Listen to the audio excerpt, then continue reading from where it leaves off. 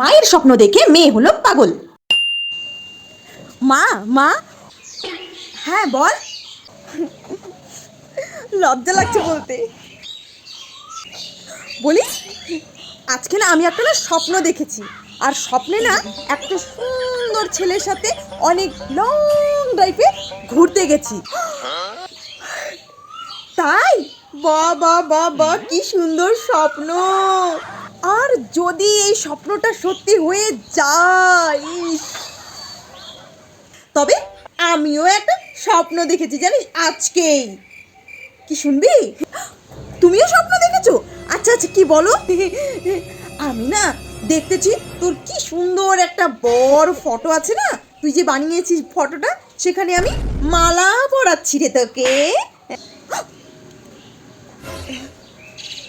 আর এটা যদি সত্যি হয়ে যায় তাহলে ভাবতো। ঠিক আছে ঠিক আছে, যদি সত্যি হয়ে যায় তাহলে